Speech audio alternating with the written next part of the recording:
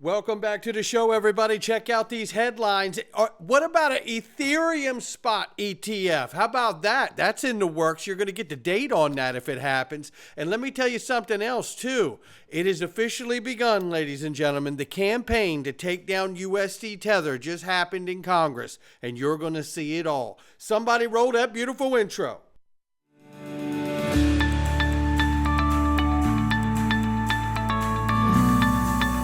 Digital Perspectives with Brad Kimes. Come on in.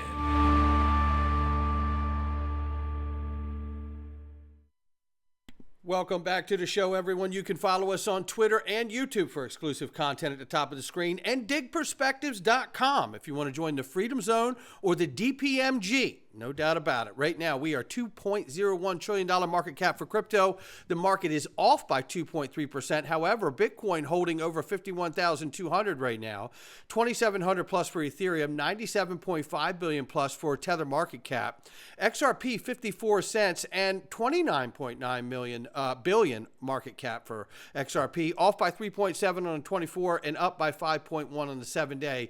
Let's look at the range of price very quickly here, as we're ranging between 0.5476 and 0.5684 on the top. We are sitting towards the lower side of that range again, as we're off 3.4. We'll keep an eye on it.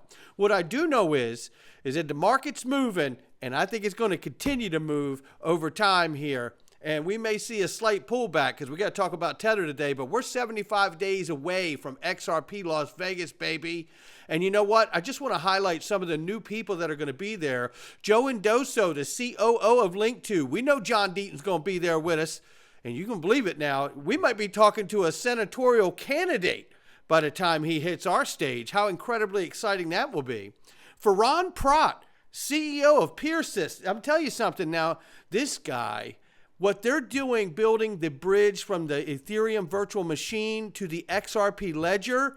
And then what do we know that's happening fundamental news-wise?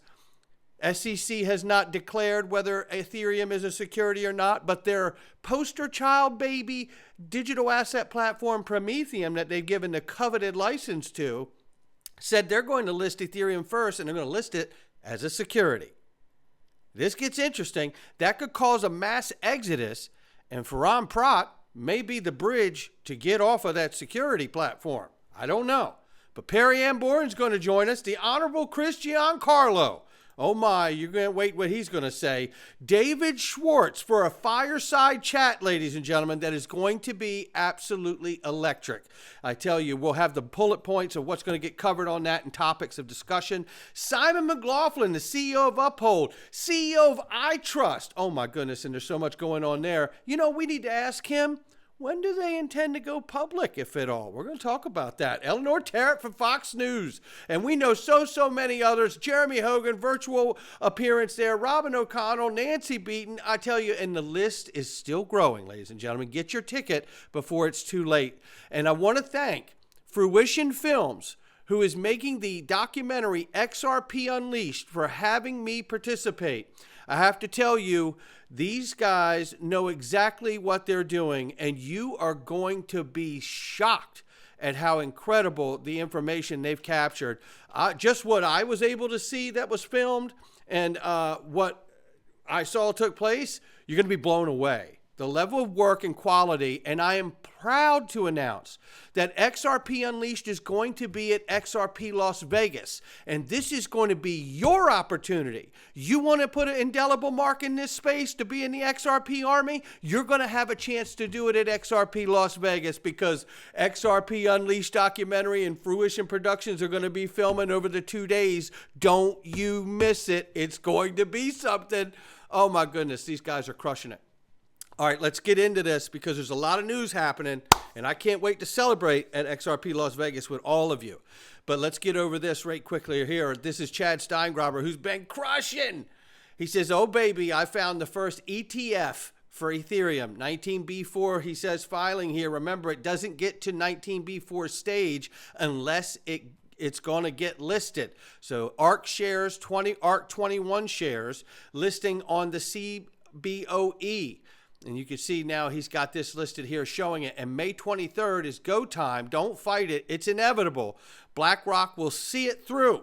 he's saying right here. So we have to watch May 23rd and see if this thing gets listed, because as he said, the 19B4 doesn't usually happen unless it's absolutely a go. So keep your eyes peeled for May 23rd, and shout out to Chad for that one. Now let's talk about this, because meanwhile, banks are going, hey, wait a minute. We want to have some access to all this ETF business. They're literally fighting the SEC to let them offer Bitcoin ETFs now. Oh, then this gets interesting, right? Because now the SEC doing the bidding and suppression of this market for the banks. Now the banks are seeing the trouble that they've got coming in their future. And I just went over yesterday how Jeff Bezos sold now a total of $6 billion worth of his own stock.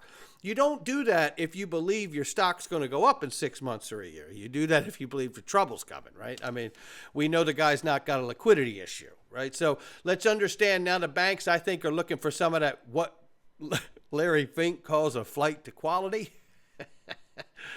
Meanwhile, you're seeing the positioning take place here. Listen to what Jerome Powell says, and this is from a while ago, if my memory serves me correctly here, but listen to what he says about crypto assets. Crypto and digital assets in the U.S. has got a market cap of around $1.1 trillion right now.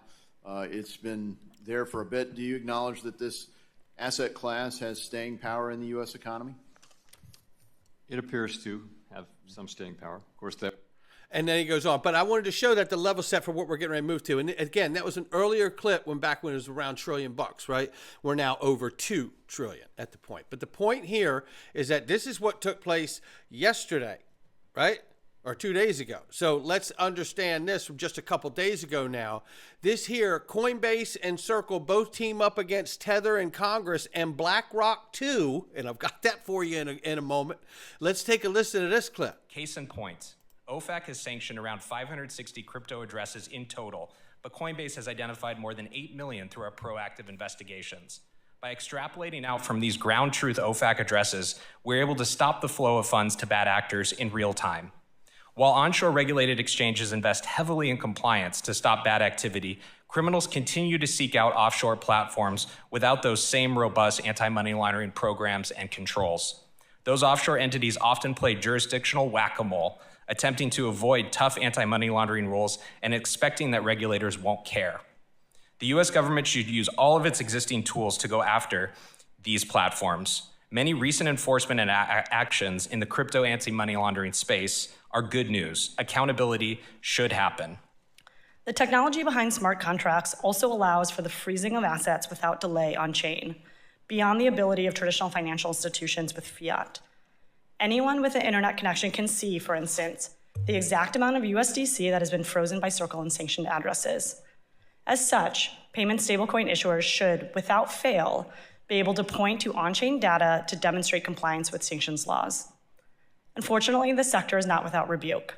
Some digital asset companies have a public track record of proclaiming themselves above AML-CFT regulation, even if issuing a US dollar-backed token. So why is it so important to get regulation of this sector right? The power of the US government's economic tools depends on the jurisdiction that Treasury has over US financial institutions, and by proxy, the US dollar and international payment services. As a result, many strategic competitors have been motivated to find alternative payment systems so they can be out of reach of US sanctions and law enforcement. The United States should have a whole-of-government effort approach to study these efforts and potential challenges to US dollar dominance. The US government should also strengthen the role of the US dollar in the future by supporting innovation that would make the dollar the base currency of digital assets. Regulated US dollar-denominated stablecoins import compliance and the rule of law to the digital asset space, so it is important to ensure that all US dollar-backed stablecoins have compliant BSA programs and adhere to OFAC sanctions. US Touchpoint should also be responsible when they are facilitating the existence of these non-compliant tokens. Furthermore, continued domestic enforcement of existing regulations is critical. Recent actions by the US government have demonstrated that digital assets companies are not out of reach. So this is where they're leaning into OFAC, the Office of Foreign Asset Control, right? I believe is the acronym there. Now, just as a reminder, that is the foreign side, right? the Office of Foreign Assets, right? So anything that's touching U.S. from outside of its borders, it's covered from there. Now, these are organizations inside, underneath of the Treasury, right? Underneath the prudential regulator of the Treasury, right? And then you have FSOC on the domestic side, the Financial Stability Oversight Council, which sees the domestic side of those same affairs, right? So that's just a level set to let you know what's going on. But it doesn't stop there. Take a listen. Senator Elizabeth Warren in December. Oh, this is the clip that goes to it. This ties in here, and shout out to XRP Drops for this. Is a great multi-clip. I'm only going to play the top one, but this is from when we had Perry Ann Boring from the Chamber of Digital Commerce on and talking about the stop crypto ban that Elizabeth Warren was trying to push, and I think that has been stopped at this point. But we need to have them back on here to get that for sure. We want to make sure that Elizabeth Warren doesn't get away with anything. Senator Elizabeth Warren in December of last year claimed that digital asset firms in the United States are attempting to subvert anti-money laundering and terrorist finance laws. I believe that her claims are frankly blatantly false, and I think it is important to remind the public of all the work that your companies do to prevent illicit finance. Circle is the largest U.S.-based stablecoin issuer. Would you also provide an overview of Circle's anti-money laundering compliance program and describe the additional regulatory requirements that Circle must comply with? A lot of it overlaps with what my colleague at Coinbase said is in his compliance program. We do robust KYC, sanctions screening, SAR filing reports. These are all the aspects that a traditional financial firm has as well. Circle is regulated as a money transmitter in 48 states and jurisdictions. We're registered with FinCEN. These are the same type of regulations that PayPal and Venmo also comply with.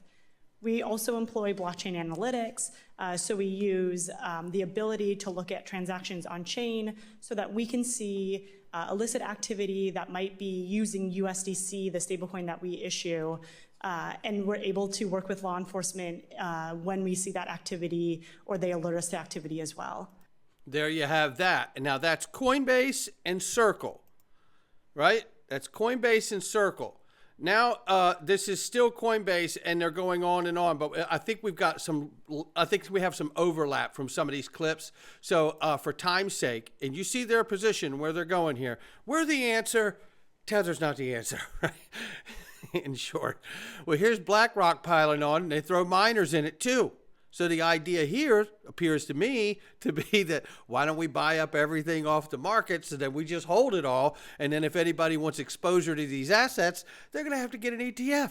Ultimately, focusing exclusively on and off ramps is insufficient in the long term, especially as the vision of this space is to move more and more into decentralization. And as you get more acceptance in exchange for goods and services, you can't rely on those on and off ramps anymore. The vision here demands that we have a vision to be able to focus regulation beyond there as the risk profile changes.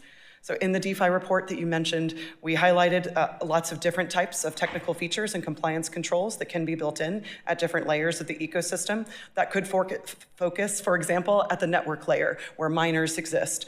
A good place to start might be something like sanctions. OFAC has already stated in their compliance guidance that miners may already have sanction screening obligations. So a good place to start right now before imposing new AML obligations on miners or those who exist at the network layer could be to enforce the existing obligations when they validate transfers going to sanctioned actors like Lazarus Group. Okay, so what we have here is the official full court press. That's what I'm seeing take place. And I'd like to remind everybody right now what we've known since December 18th, that Tether reveals partnership with the Secret Service and the FBI in letter to the U.S. Senate. Please don't take us down. Please don't shut us down, right? We keep trying to tell you we don't show you our books, but at the same time we're telling you we're legit, right? This something has to be done. Look, the question we have put forth here is, will Tether be unwound and disbanded, and then the money and capital is pushed over into something else like USD Circle, and then properly regulated, right? Not many people realize the Secret Service agency was created to monitor and chase down counterfeiters of the U.S. dollar. Did you know that? Isn't that something? Now, we have to see what happens here. Tether is responsible for a lot of U.S. Treasury buying, right? So what will happen to this, we don't exactly know, but we can tell this. It is not outside of the bullseye. They are targeting it. It's just what it's going to look like when they do what they're going to do. We don't know, but they're going to do something. And here I want to play this clip very quickly here. This is an old clip of Brad Garlinghouse in Korea, and he's telling you exactly what the vision was back in the day. And this is from back in 2020 from Mickey B. Fresh, who posted this. Take a listen. Because they saw it as rather than having a smaller number with a very high price, they saw it as something they wanted to be effectively a global reserve currency. I think the opportunity, because... There you have it. That was the vision from Brad Garlinghouse. And as I say, here we are, 3 going on 4 years later here, right? And here we are. Some may have lost the vision, and that's okay. But as Miguel Villas, Chris Larson, and Brad Garlinghouse have said themselves, that's the goal. I'm a macro investor. I still believe them. In my opinion, it's just that. That kind of talk scares regulators and governments, and the language has had to soften over the years so not to scare those governments and regulators around the world, so they can understand that XRP and the XRP ledger is a complement to the financial system, not a threat. The goal is the same now. How to get there may have shifted, but the goals are the same. Once governments adopt value protocols, like the military and governments did with using the internet, first before consumers, that is when we will see the Cambrian explosion. We're waiting for the same thing we've always needed: regulatory, legislative, legal clarity. That's where we are. That's why we're seeing the testimony 2 days ago that Tether's still an issue. And then there's this unresolved question here, and I want to thank Ratha Common for pointing this out and bringing it up. He says, ugh, or whatever one it is. He says, after interesting conversation about the XRP ledger stablecoins, one mention of World Bank's 2021 description of XRP as a stablecoin runs wild. It's not. Here's the doc. Notice how they're defining it. Non-standard relatively is doing a lot of lifting here. And he's right, it is doing a lot of lifting. Stable coins refer to a class of digital currencies that are relatively stable in terms of their price. And that was the same clip that highlights in the World Bank report, where he got that from, that in fact, and here is the link to the World Bank report very quickly so you can see it. And I'll just slip down to the page very quickly here so you can all see exactly what the reference is, so there's no confusion. I know most people have seen it, but there's new people coming on every day.